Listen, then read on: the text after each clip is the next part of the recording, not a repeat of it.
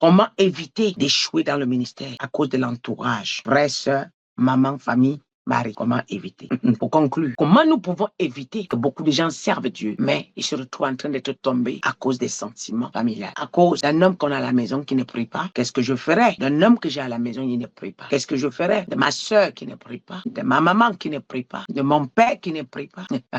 Je pense que c'est une question que ça intéresse beaucoup de personnes. C'est une question que beaucoup de gens se font engloutir dedans. Beaucoup. Et je suis sûr, si vous cherchez bien, il y a plus de 50% de personnes qui souffrent dans le ministère à cause de la famille, ou d'un homme, ou d'une femme, oui, ou d'un homme, ou d'une femme, de ma soeur qui prie, de ma soeur qui est sorcière, de ma soeur qui est dans la sorcellerie, de ma soeur qui est dans ceci, ma soeur est dans la loge, mon frère est dans cela. Je fais quoi? Comme c'est comme ça, je gère comment? Nous allons écouter la parole de Dieu. Dieu va nous enseigner. On y va, let's go. Marc 10, verset 29 à 31. Jésus répondit: je vous le dis en vérité, il n'est personne qui, ayant quitté à cause de moi et à cause de la bonne nouvelle, sa maison ou ses frères ou ses soeurs ou sa mère ou son père ou ses enfants ou ses terres, il ne reçoit au centuple présentement dans le siècle-ci, des maisons, des frères, des soeurs, des mères, des enfants et la terre, avec des persécutions, et dans le siècle à venir, la vie éternelle. Les premiers seront les derniers, et plusieurs, les derniers seront les premiers. Je sais que Dieu a parlé. Vous voulez que je vous explique encore? Je sais que Dieu a parlé. Je vais revenir dessus. Nous allons voir, bien aimé, dans Genèse 12, à partir du verset 1. Dieu appelle Abraham. Son père est marabout. Mais Dieu va dire à Abraham: quitte ta patrie là et quitte cette terre, et quitte son père et quitte sa mère, où je t'envoie. Abraham va se séparer de sa famille. Là, nous pouvons dire c'est l'Ancien Testament. Abraham va se séparer de sa femme, de son père, de sa mère. Et en partant, l'un de ses frères va le suivre. Si nous regardons dans Genèse 13, nous allons voir que le frère là était devenu un fardeau pour lui. Le frère va commencer le bavardage dans ses oreilles. Donc, les ouvriers vont commencer le bavardage. Les ouvriers de l'autre vont commencer à provoquer les ouvriers d'abord. C'est-à-dire que tu sors de l'église, ça signifie que tu sors de l'église, tu arrives à la maison, quelqu'un commence à te provoquer les problèmes. Tu sors de l'église, tu arrives à la maison, quelqu'un commence à t'insulter. Tu sors de l'église, tu arrives à la maison, ta maman commence à tout te dire. Tu sors de l'église, tu arrives, ton père commence à t'insulter. Quelle est l'attitude? Oh. Amen. Voilà, quelqu'un de mes filles a dit le silence. Quand elle veut parler. Bien aimé, il y a des gens qui acceptent le Seigneur. En même temps, ils veulent que les enfants aussi acceptent le Seigneur en même temps. Ils veulent à tout prix que les frères et sœurs acceptent le Seigneur en même temps. Ils veulent que tout le monde le suit en même temps. Ça ne va pas marcher. Si même ils te suivent, ça sera hypocrite parce que Dieu t'a appelé toi. Il s'est révélé à tes pas eux que Dieu s'est révélé. Mais ton service que nous venons de détailler en haut, ta manière d'aimer le Seigneur, ta manière de te consacrer à Dieu, ta consécration viendra les interpeller. Parce que lorsque tu décides vouloir que toute ta famille accepte le Seigneur, tu risques d'abandonner le Seigneur à cause d'eux. Parce que Dieu t'a appelé. Mais ils ont tout un fardeau. Il y avait une coutume que toute la famille avait. Donc, on sait que nous tous, on adore les crânes ou nous tous, on adore les os. Mais toi, Dieu vient te séparer et tu veux porter l'esprit des os là. Tu vas appeler tout le monde, mais tu feras face à cet esprit des os. Et là, il va te renverser. Pourquoi?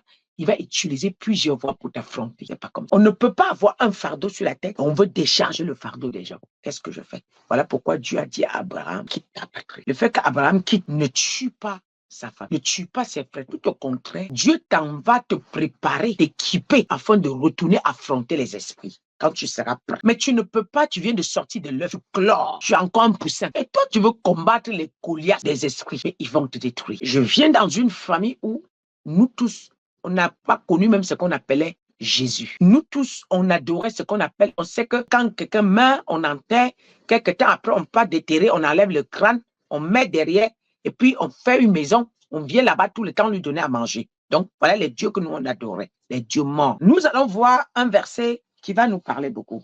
Allons ensemble dans Matthieu 10, 34. Dans Matthieu 10, 34, la Bible nous dit quelque chose. Ne croyez pas que je sois venu apporter la paix sur la terre. Je ne suis pas venu apporter la paix, mais l'épée. Mais l'épée. Car je suis venu mettre la division entre l'homme et son père, entre la fille et sa mère, entre la belle-fille et sa belle-mère. Et l'homme aura pour ennemi les gens de sa propre maison. Celui qui aime son père ou sa mère plus que moi n'est pas digne de moi. Mais celui qui aime son fils ou sa fille plus que moi n'est pas digne de moi. Est-ce que le message est clair? Quand Dieu m'appelle, j'étais quelqu'un qui est beaucoup attaché. Je suis trop attaché aux gens, facilement. Et à plus forte raison encore, ma famille. Qu'est-ce que ce verset veut par là nous dire? Parce que quand on ne connaît pas la parole, on raconte toutes les choses. Le Seigneur veut dire que dans une famille, lorsque il y avait une coutume dans une famille et que Dieu apparaît, il saisit une personne. Il y a toujours, dans une famille, il y a toujours un Joseph, il y a toujours un Esther, il y a toujours un Déborah. Il y a toujours un Jacob. Il peut pas, tout le monde ne peut pas être Jacob. Tout le monde ne peut pas être Esther. Tout le monde ne peut pas être Paul. Il y a un seul seulement. Et Paul doit subir. Et Esther doit subir. Jacob doit subir. Joseph doit subir les persécutions d'abord des autres. Parce que quand tes yeux s'ouvrent, parce que Jacob avait dit que vous allez vous prosterner. Les gens ont demandé à Jacob, qui es-tu pour nous faire prosterner? Mais c'était ce que Dieu avait prédit. Et ça s'est accompli. Comment? Dieu même a poussé jusqu'à ce qu'on était obligé d'aller livrer Jacob, d'aller livrer Joseph. Pourquoi? Parce que Dieu a vu que s'il était là, on n'allait pas le laisser grand. S'il était là, il devait être attaché à ses frères. Il devait être constamment en train de regarder ce que ses frères font. Jacob, pour que Dieu se sert de lui, il a séparé de sa famille. Joseph, pour que Dieu se sert de lui, il a séparé de sa famille. Abraham, pour que Dieu se sert de lui, l'a séparé de sa famille. Bien-aimés, nous ne pouvons pas. La séparation n'est pas la division. Nous ne pouvons pas accepter le Seigneur. En même temps, nous voulons attacher Dieu à ce que Dieu nous a donné. Et nous voulons attacher la famille à ce que Dieu vient de nous donner. Non, jusqu'à ce que tu te sépares de ta famille pour un temps. C'est un temps, c'est une pause. Bien-aimé, c'était un calvaire pour moi. C'était une calvaire quand j'ai accepté le Seigneur. C'était la guerre. C'était la guerre. Les gens ont dit que je ne peux pas. Mon frère m'a regardé et dit que je choisis entre Dieu et moi. Choisis entre Dieu et moi. J'ai dit, je choisis Dieu. Mais c'était dur. Mais Dieu m'a coupé le point de temps. Imaginez quelqu'un que tu étais au téléphone avec lui 24 sur 24, 2 minutes, 1 minute, 3 minutes, 3 minutes. Dieu te sépare. Mais en temps arrivé, l'ange est venu. Un ange m'a apparu. Il m'a dit, ma servante. C'était en plein midi comme ça. J'ai fini de prier. J'étais couché. L'ange est venu. J'avais tellement pleuré devant Dieu de m'avoir séparé de ma famille. C'était dur pour moi. Un jour, peut-être après, 9 mois après, je vais vous expliquer ce qui fait que les familles se divisent. La séparation et la division, ce n'est pas la même chose. Les familles se divisent lorsque vous affrontez cela étant en train de servir le faux Dieu. Ça devient compliqué, ça peut apporter le suicide. Mais quand vous affrontez cela en train de servir le vrai Dieu, Dieu met la paix des deux camps. Dieu met la paix dans deux camps. Dieu entre au centre, il règne. J'ai prié jusqu'à après 9 mois après la séparation entre moi et ma famille. Alors, un jour, Dieu m'a apparu. J'ai fini ma prière à midi, j'étais couché. À peine je me suis allongé comme ça. L'ange, j'ai vu un ange qui apparaît, il était en blanc. Il m'a dit, je l'ai vu. Il dit, viens manger. Il me dit, mais tu sais, tout le temps, je mange avec toi. Il dit, mais aujourd'hui, j'ai préparé. Il me dit, non, je suis venu. Ce que je viens faire avec toi là, c'est un tournant crucial. C'est un tournant crucial pour ton ministère. C'est un tournant crucial. C'est très important pour ton ministère. Écoute-moi seulement. Arrête de me demander de venir manger. Je mange souvent avec toi. Je mange tout le temps avec toi. Tout le temps, je suis à table avec toi. Mais écoute ce que je suis venu te dire. Il m'a dit, c'est un tournant crucial pour ton ministère. Je dis, je t'écoute. Et là, je me suis calmé. Je suis resté parce que je le suppliais absolument de venir manger. Il m'a dit, tu dois voyager brusquement. Dans 3 jours, tu dois quitter l'Afrique. Cherche un billet rapidement et tu voyages. Je t'envoie en Afrique et quelque chose se passera. Arrivé là-bas, je te remets ta famille car tu les avais perdus à cause de moi. Mais je te le redonne. Dans la vision, je dis, yes, Seigneur, c'est vrai d'ici. Je te redonne ta famille. Mais il est temps que tu voyages. Va les voir. Je te redonne ta famille. J'ai pris le billet. 3 jours, je suis parti comme j'ai dit. Je suis arrivé. J'attendais les instructions. Le Seigneur m'a dit, ils sont venus me voir. On n'a pas bavardé.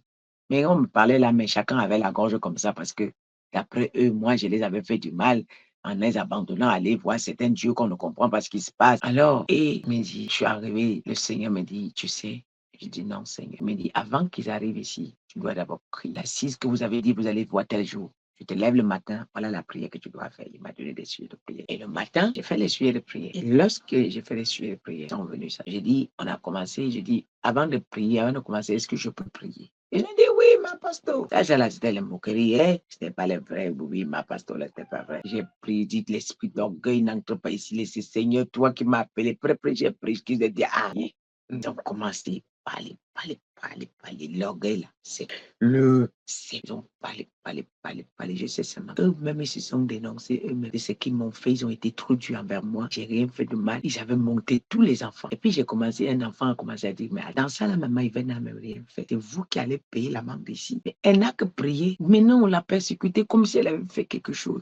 Et à mon tour, j'ai dit, je parle et je vois celui qu'on a appelé pour venir juger. Là. Vous voulez que maman, il va parler? J'ai comme dit, ah non. On a fait du mal à notre sœur, franchement, vraiment, on demande pardon, vraiment. Et puis notre enfant dit que, mais je me rends compte que tout le monde, depuis qu'on part chez les marabouts là, Ça a donné quoi? Je me rends compte que tout le monde devait suivre Maman Yvette parce qu'elle a pris son Dieu et demande à quelqu'un. Je me rends compte que tout le monde devait suivre Maman Yvette. Je ne vois même pas de mal à ça. C'est là-bas que ça a changé. On a fait comme ça. Après, j'avais un séminaire que quand on m'avait invité, je devais aller quelque part. Seigneur Jésus, tu me fais des choses. Tu dois aller là. Et quand on va aller, on arrive en route. Dit que comme avant que maman pas prêcher, nous on s'en va. Après, un dit que mais on va quand même la laisser comme ça là. Nous, il faut qu'on l'accompagne un peu. On va pas la laisser comme ça. Et on sait qu'elle va où comme ça. Là où je m'avais prêché là, il n'y a pas de toiture. La pluie va tomber sur les gens. Oui, c'était. Non, première fois qu'on m'invite d'aller prêcher quelque part, il n'y a pas de toiture. Non, Dieu m'a fait voir les choses. Et j'arrive là-bas. Et avec les enfants là, ils disent que non, comme il n'y a pas de toiture, il va pleuvoir. Regardez comment la pluie veut venir. On ne va pas la laisser comme ça. S'il pleut sur elle seule ici, c'est comment? Non, en tout cas, s'il pleut sur nous tous, on ne va pas la laisser comme ça. C'est quand même. Non, pardon, on va tous rester ici, voir ce qui va se passer. J'ai pris le micro. J'ai commencé à prêcher. Là-bas, là, il n'y a pas de toiture. Oui. Maintenant, pendant que je prêchais, un chacun, personne ne pouvait plus bouger. Chacun d'eux était saisi one by one. Avant de finir la prédication, tout le monde était à terre. J'avais encore notre séminaire vendredi qui suivait. Là-bas, là, chacun a quitté qu'avec les larmes. Maman, je demande pardon. Maman, je demande pardon. Dieu dit à l'autre que regarde ce que ta mère fait, regarde ce que vous allez regarder. J'ai dit, maman, je demande pas. Quand on est quitté là-bas, l'autre a dit que j'avais rendez-vous à Douala. Je ne pars plus. Je m'en vais voir. Non, je ne peux plus rater. L'autre appelle l'autre que vous avez vu comment maman est. Pardon, il faut venir voir. L'autre appelle l'autre, vous avez vu. C'était l'œuvre de Dieu. C'était l'œuvre. On n'a forcé personne. Et c'est un autre truc avec parce que si continue, c'est long. Parce que c'était le wonderful. Eux tous, maintenant, c'est eux qui ont commencé à arrêter tous les démons qui venaient à la maison. Mais donc, en fait, quand on disait là, donc c'est vrai. Parce qu'ils n'ont jamais cru. Mais c'est devant moi, ils voyaient, je n'avais rien. La nuit, je passe ma nuit à prier. Le matin, je me lève, les démons viennent. Les gens viennent avec les esprits. Les malades viennent. Hein? C'est devant eux, ça se passait. C'est devant eux, ça se passait. Hein? C'est comme ça l'affaire là. Oui, les gens qui n'ont même pas connu. Donc, nous étions dans un monde incrédule et Dieu les a transformés. Je m'arrête là parce que c'est une histoire. C'est même si vous racontez, vous allez mourir de rire. C'est doucement, c'est énorme. C'était un film qu'on a tourné. C'était un film. On est quitté de là-bas qu'on est quitté là. C'est eux qui sont devenus mes prophètes dans la voiture. Ah non, hein?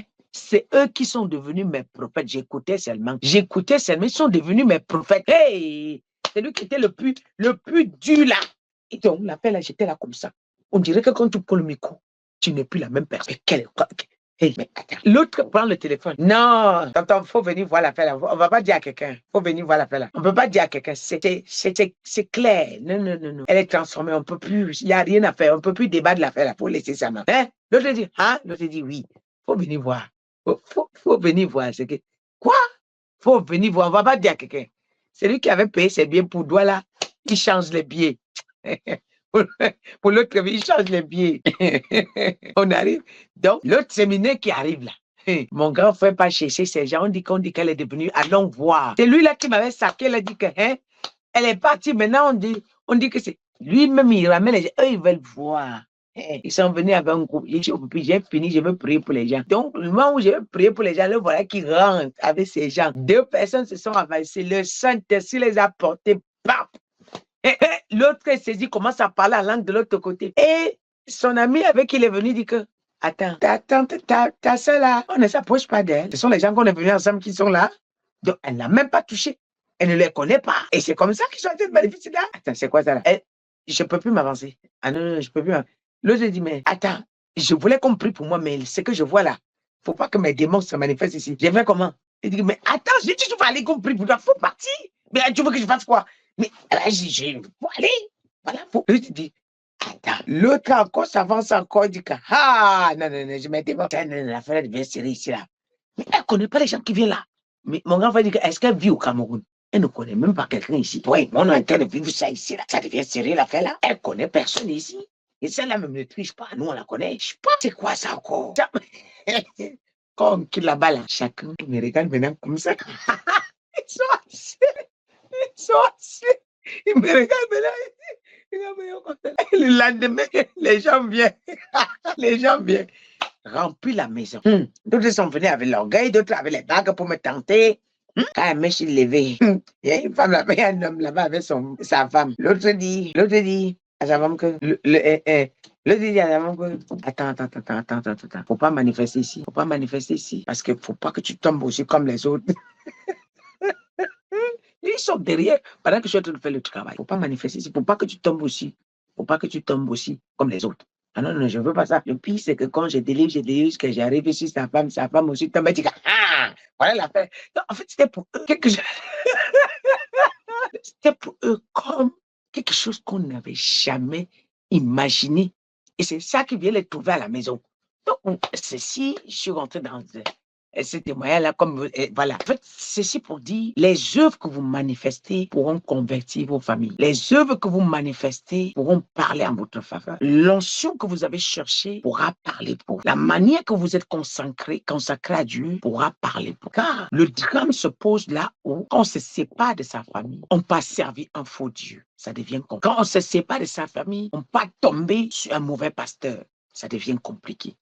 Mais si tu tombes là où il y a la lumière, un vrai Dieu, je vous garantis, ils vont se sauver. Je vous garantis, quand vous allez retourner les voir, vous ne serez plus la même chose. Puisque vous voulez vous asseyez, vous les appelez, vous dites ce qui s'est passé. Quand ils dorment, vous les appelez le matin, vous les racontez tout ce qu'ils ont fait.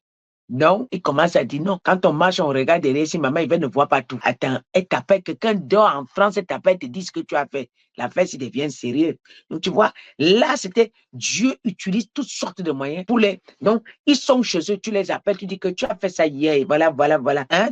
Mon frère va m'appeler avec quelqu'un, je lui dis que la personne qui est à côté de toi, elle est comme ça, il dit que, mais ça devient quoi la fête si là? On ne comprend plus. Mais voyez, donc, le travail acharné, concentré, fera qu'on parlera pour vous.